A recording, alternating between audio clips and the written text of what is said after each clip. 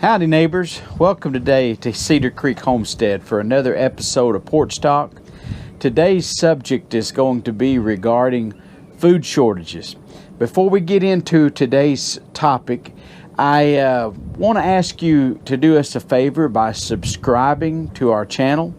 And while you're there, the little bell icon will pop up after you have subscribed. And if you'll click on that, up in your bell up above on your YouTube page, there's a little bell, and you will be notified when you click on that bell. It'll tell you when we've uploaded new videos. So if you would like to help us out, some of you have sent emails and made comments, and some wanting to donate money to us, and some have wanted us to go on Patreon and all that, where they could give money and to get our channel set up for you to give money. I sure do appreciate all that. That is so nice and so thoughtful of you. But what I would ask you to do today is just subscribe to our channel. If you subscribe, our subscriber count helps us get noticed by YouTube and helps our views grow. And so we just really appreciate all the subscribers. The thoughts are wonderful.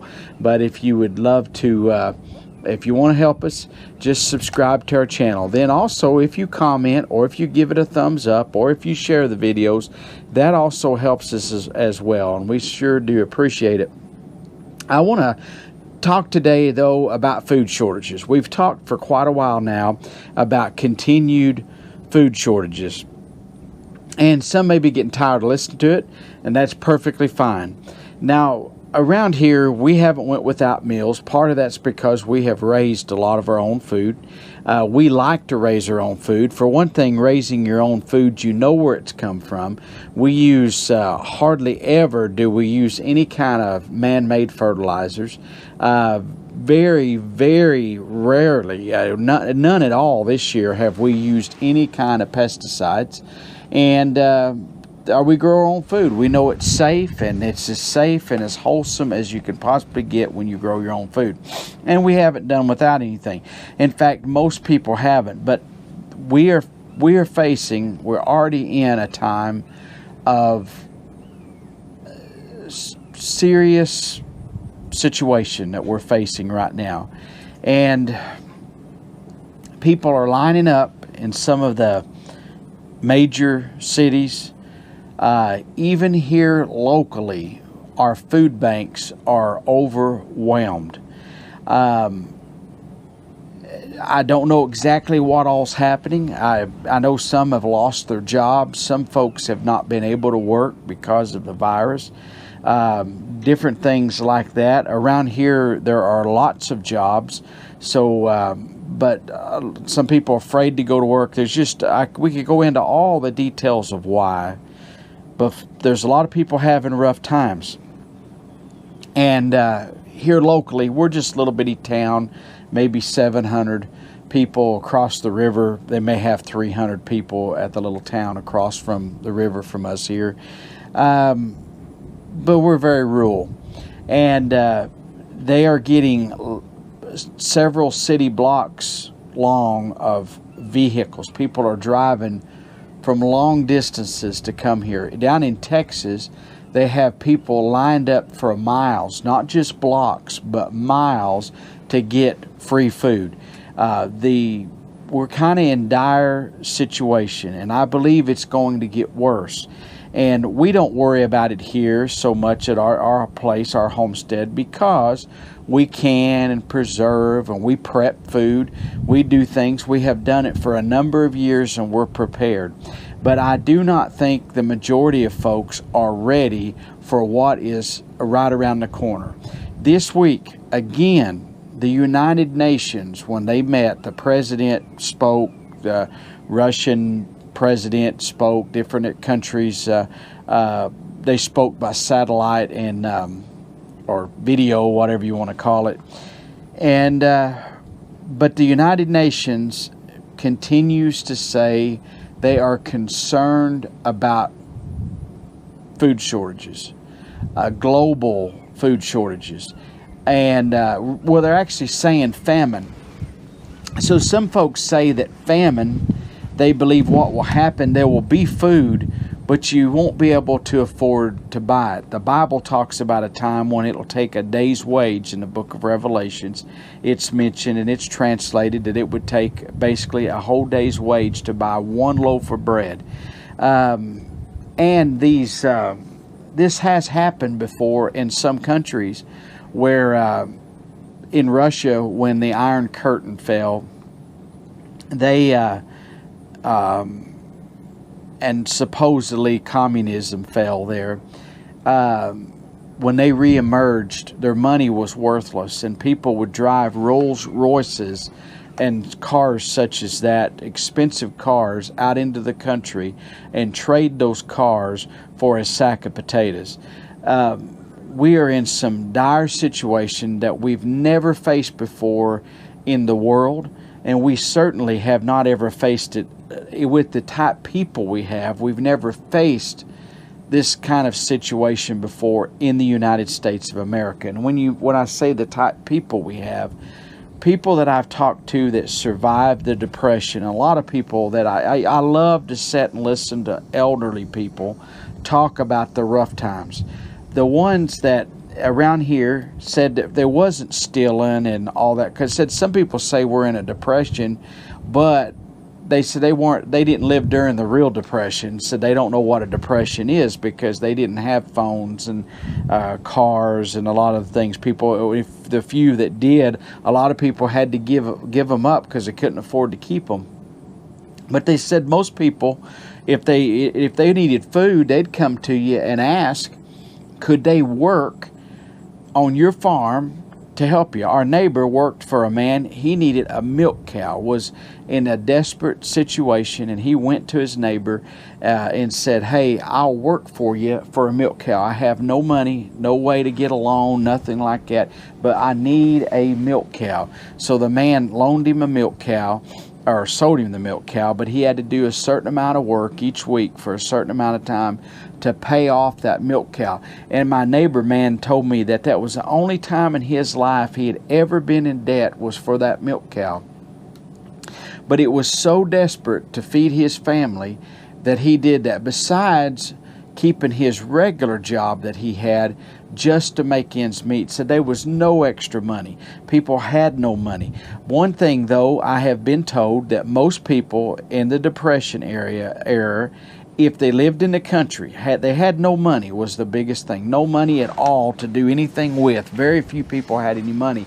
But one thing that they always had, and my aunts and uncles and different acquaintances I've met, most will say they always had plenty of food to eat. Now, I did have a man the other day tell me that during the Great Depression, they didn't have food to eat. His family had it really, really rough, and that they would make cornbread out of shorts, and shorts is a leftover byproduct of wheat, and you would feed it to your hogs. I don't know if people are doing that anymore, but when I was a boy, we'd put our scraps in a bucket, and we would put shorts in there and water, and these shorts is kind of like a flour type stuff, but people would make take those shorts, poor people would, and they would make cornbread out of it. And this man said that he loved that type cornbread, just anything to eat, and said he had a neighbor that had some coon hounds, and that guy would bake cornbread for them dogs. And he said that, oh, he wished he wanted some of that because they were hungry. They had a very rough time. And there are people today that are having a very rough time, but I think we're going to see coming up in the near future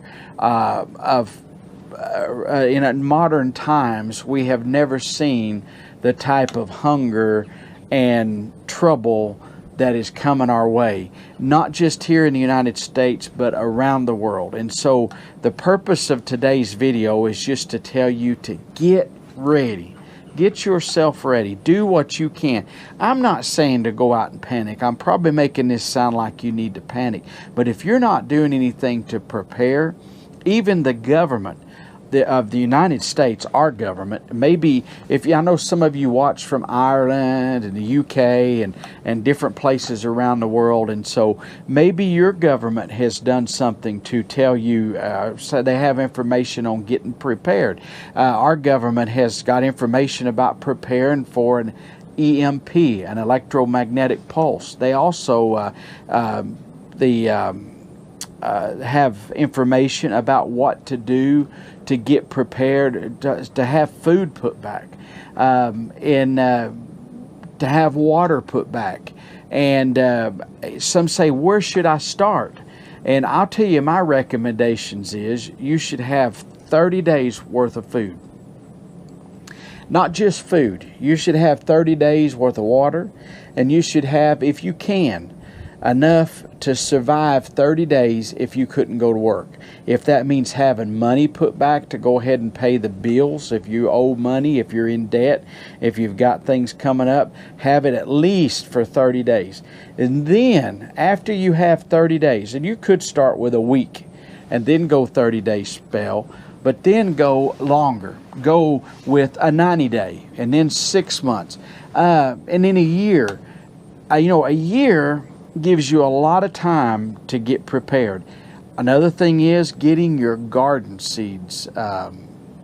Either save seeds if you're growing a garden. If you don't have seeds, get you some seeds. Now, some people, this does not make any sense, but there's people that are buying up thousands of dollars worth of garden seeds, and they don't garden.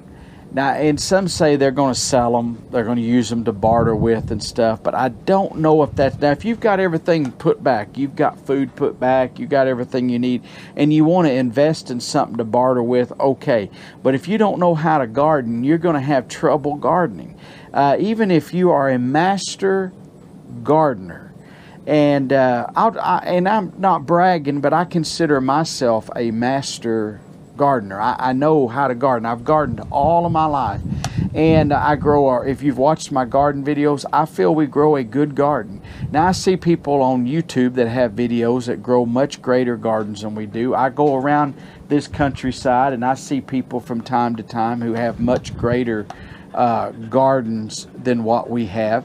So I'm not saying that we're the end-all, know-all of gardening, but I know this, it's took years of experience to get to the point where we are right now. So doing things, if you're going to garden, having the equipment, tools, whatever you need, seeds, things, that is important. But right now, because it's fall of the year, we're having an early fall here. Our garden is quickly coming to an end. So what I would say now, it's a little late now. You could start preparing for next spring. And I'm telling folks, get ready for next spring. If you're going to grow a garden, start getting your seeds ready. There will be a run on the gardening supplies next spring. And we've seen it this year. There's been a major run on it. All of our local places are sold out of seeds for gardening. One of my uncles wanted to grow some... he's grown a garden for years, and and he's pretty good at it. He wanted to grow some lettuce, and he wanted romaine lettuce, and he thought he could get plants. Nobody has any romaine lettuce plants around here. I don't like to buy lettuce or cabbage plants and that kind of stuff because it's so pricey. You can buy it at the store just as cheap. I'd rather start it from seed. Whether he ordered him some seed, and he stopped by. I was out here the other day, and he stopped and seen me, and he had in his wallet this little plastic baggie of romaine lettuce seeds. And I mean, very few seeds in this little clear bag. And he said that he had ordered this. His daughter had ordered it for him online. And he said, can you believe they shipped me this little bitty bag? Just, this is all I got. And he, the price, I don't recall what the price was, but that's one thing too, was the price of the seeds, and then the availability of being able to get the seeds. He said, we can't get things that I normally can get. He said, I usually run down to the farm store, I get the seeds, and he said this year it's just not happening. And that's because there's been a rush on the garden seeds. And there's also a supply chain problem, and that's part of our whole food supply. We depend on food. We depend on bananas and things, I believe, come up from South America. We depend on food from Mexico. A lot of food comes from from Mexico. We depend on stuff from Canada. We depend on things from all over the world. And if people aren't working, we're seeing this COVID thing rear its head back up again. And right now, here in Oklahoma, we're one of the top states now, from what I understand, for COVID cases based on the number of population, because we have a smaller population than a lot of states. We're seeing a percentage of that. It's coming up. So, and we've had several people die just lately, and there's several, as of the making of this video, I know several people that are in the hospital, a near death, that may or may not survive by the time we air this tape. So I am very concerned about it. I know some say it's not a real virus and it's all been made up, and that's fine, that's your own thought, but we are certainly having a lot of death around this area. And one of my real close friends, a guy that I know, had come to church, and sometimes I sing almost every service, me and Josie does, but I'd sung a song and I'd ask him to help, and he sung, and 2 weeks later he was dead. And it wasn't because he helped sing at church, but he got this virus, and they hadn't heard from him. Some of his family, they went to his house and he was there dead. We're in serious times. So if people don't work because of the virus, if people can't work and don't have money to buy the food, I also believe inflation is going to skyrocket, which will make your food prices go up. I have noticed that a lot of stuff in the stores has gone up. Our restaurants have gone up on their prices. Some of our restaurants here, instead of printing new menus, just took a white out and put over their food prices and have gone up. Some are printing new menus. So things are getting higher. It's going to take more money, and we're going to see a big change in the way things are.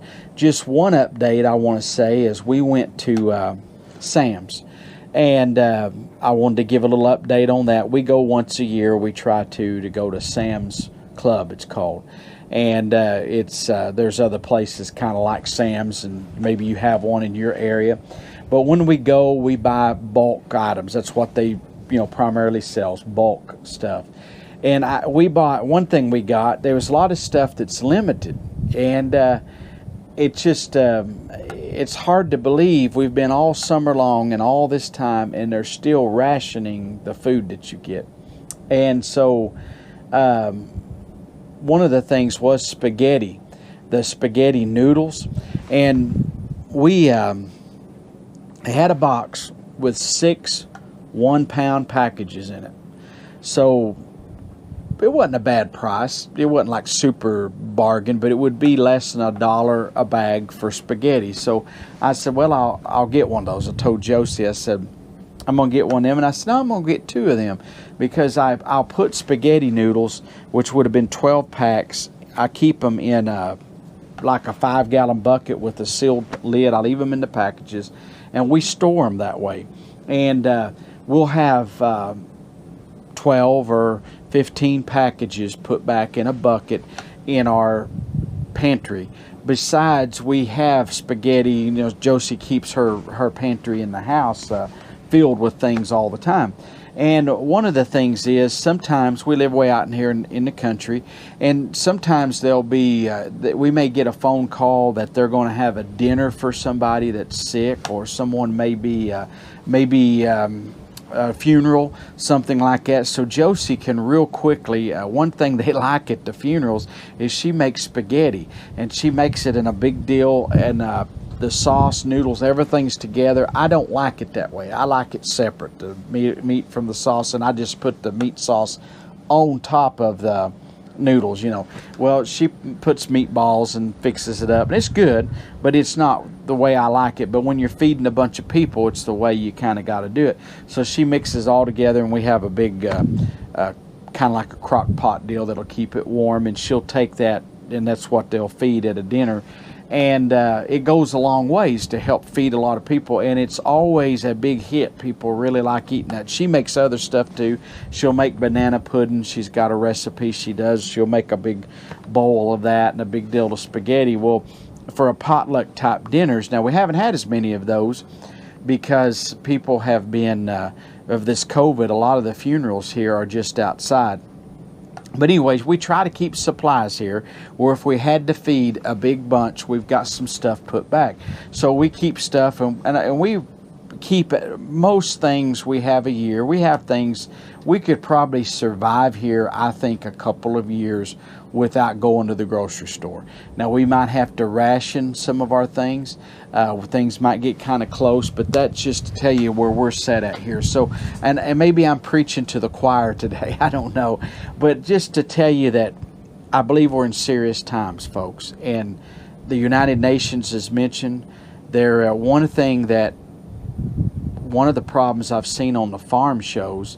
In fact, this United Nations deal was on the farm show. I watch RFD TV, and they have a farm show that comes on every morning for 30 minutes, and I watch it every morning. The other morning, one of their news things, they've mentioned a lot of stuff about certain parts of the U.S. has been dry, certain parts have been too wet, some parts through the mid part of the country has been just about right. Sounds like the Three Bears, don't it? But how that some areas aren't going to have very good harvest. Now, some areas and some of our local farmers here have reported record yields of corn, soybeans, and wheat. On the farm show, they've had record yields in some areas. But then, while you have record in some places, you have none at all in others. We've seen millions of acres. I think it's up in Iowa where the cornfields and stuff were just decimated by this land hurricane. And they have a name they call it, but I call it a land hurricane. But that come through and blew the corn. We had one come through here a few years ago. Does lots and lots of damage. It's just like a tornado. In fact, many tornadoes can spin up. Small ones that like F1 type tornadoes can spin up real easy.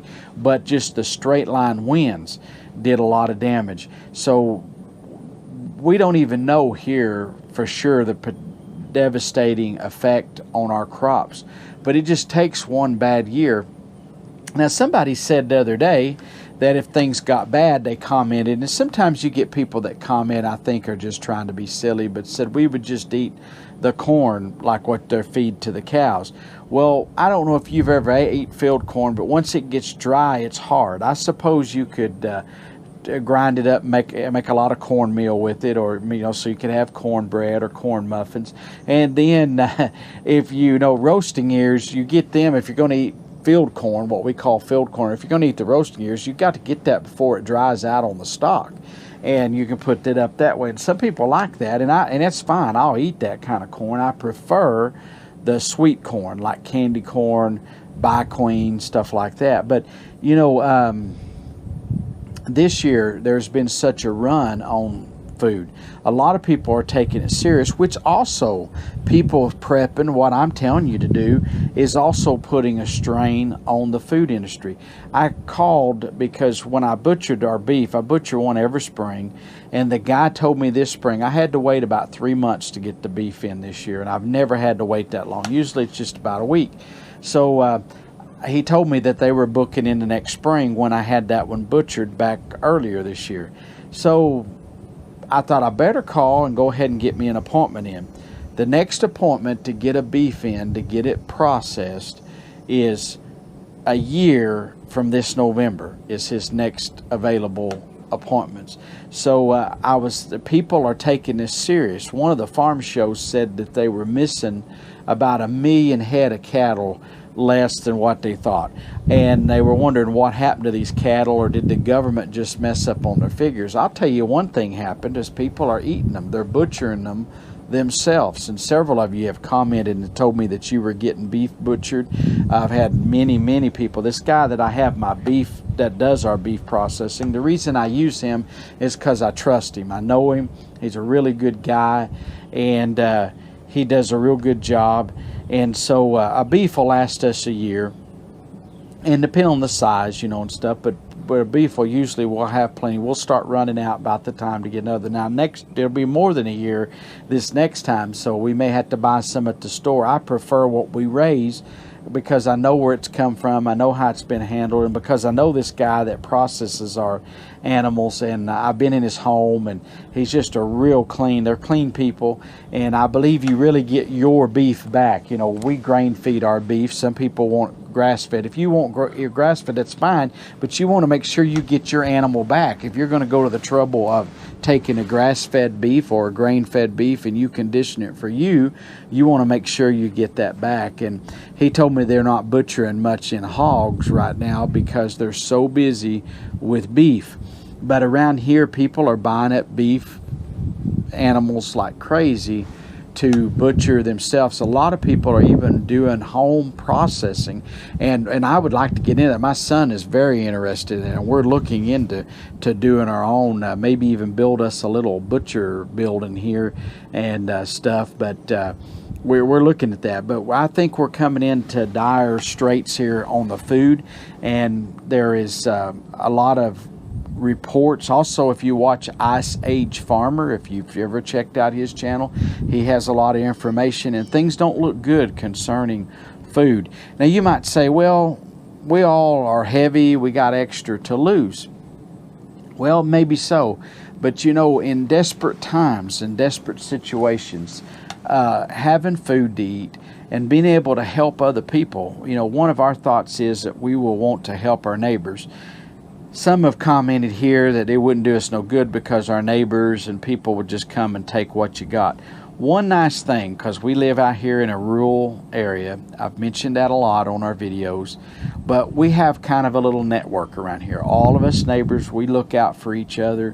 One of my dogs, or our yard dog here, one day was out and it just went up to his house and laid there at the porch whining. We still don't know why our dog did that. He's never done it since, never had done it before. But the neighbor man, everyone around here is armed. I mean, we're ready for battle around this place. But he come right down here, and boy, he got in his truck and ran down here, and he come up here and he said, "Everything okay?" And I said, "Oh yeah, we're fine." He said, "Well, your dog was up at my house."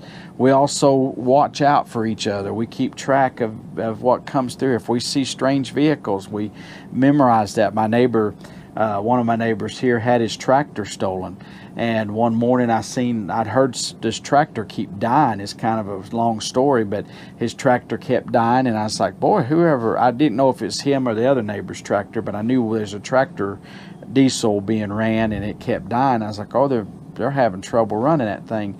And the reason is the crooks didn't know how to run it, so trying to get it loaded on a trailer, and they left big ruts in his yard, but they didn't have it idled up enough and it would die on them, and they were starting to back up. On a little while, it come by on a trailer here, and I just took note of it, and I was like, well, they must be going to get it repaired because, you know, it kept dying and stuff, so my neighbor must be sending his Kubota tractor off to get it repaired.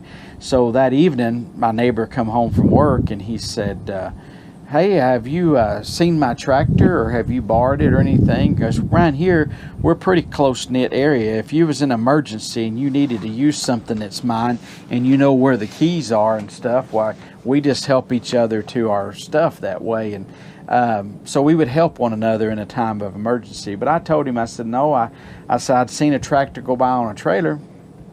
So another guy down here has a video camera for his front yard, and they went and looked at it to see if they could see, and they seen the time the vehicle went by, and then they looked at other surveillance cameras and things, and they tracked the people down. But the next day I put it on Facebook and spread the word and everything, and that next day, that evening, the county sheriff, he messaged me, and I wanted to know if he had a picture there, if that was the tractor. And I said, well, it's a Kubota. They're all orange. You know, once you go, if you'll never have a lemon if you go orange or something, they have a little commercial. So I said, they're all orange, but if you get a hold of my neighbor, of course, my neighbor had filed a report, and he said they would and or were already had or going to or something, or sent a deputy out here.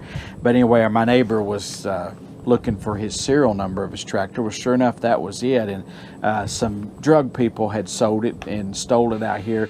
But the thing was, they didn't know how to operate a tractor. But we keep a close-knit community. That may not have a whole lot to do with food, but being able to protect what's yours. And the way we're set up here, we would all protect. And we don't, all of our security measures and things that we do, and as a neighborhood here, we don't divulge all that stuff.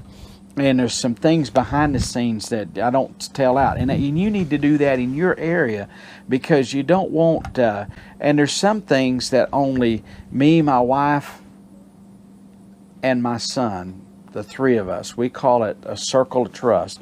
There's a few things here that only us three know. We don't tell another soul, because there's security measures that we have in place, and we have thought through certain events and certain things. And I'm always, if I feel something, I'll just tell them, this is what we're going to do in the event of this particular type of emergency. This is what you do.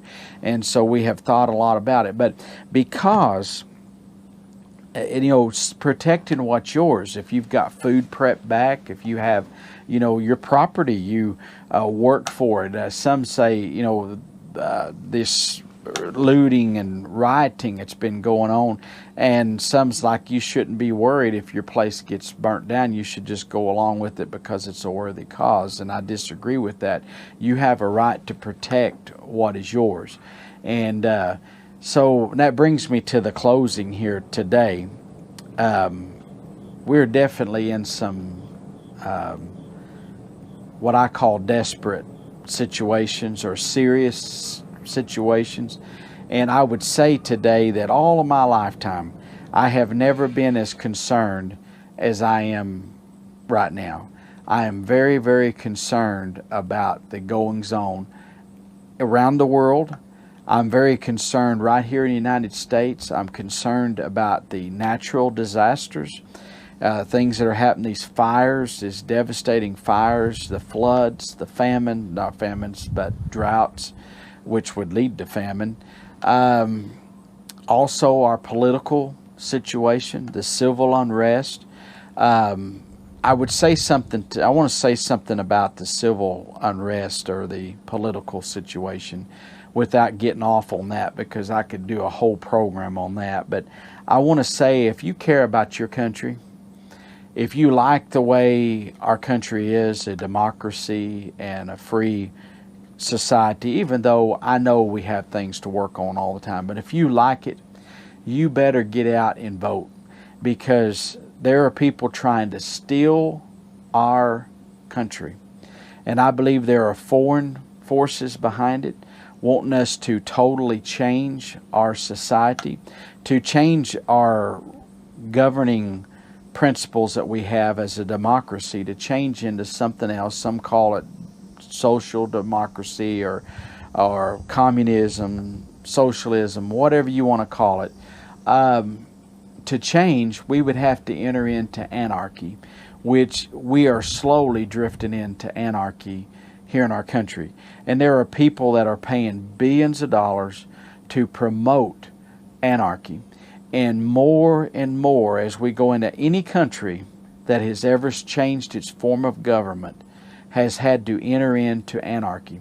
Some never leave the anarchy, and oftentimes they stay in anarchy for further from now on. They've been in it for years, 30, 40 years, some countries have. And eventually they give birth to a new form of government, but it's never, ever what they envisioned. And it's what kind of gives birth, what comes out. So beware. But if you care about your country, I say get out and vote. If you care about you and your family, start prepping food. Start taking this thing seriously. Start by baby steps. I understand that people don't have tons of money just to run out and buy a whole bunch, but you could start real slowly putting back a few cans of food, real slowly working on things. Now, right now, when I say real slowly, I've been saying that all year, but I would probably shift it into second or third gear right now instead of being in granny gear, because we need to be speeding up, folks. We need to be prepared. And I think we have some rough times ahead. Maybe on some video we'll get to address that a little bit more, some of my concerns. But right now is about being prepared. If you can live, if you got food, if you got water, you got raiment, you got a shelter over you. It may not be the fanciest place in the world, but if you've got that, you can survive. And I want to say once again, I sure do appreciate all of you, appreciate all of our loyal viewers and subscribers. And I want to say God bless you. We'll see you next week here for another episode of Porch Talk at 7 o'clock on Tuesday nights. And we're gone.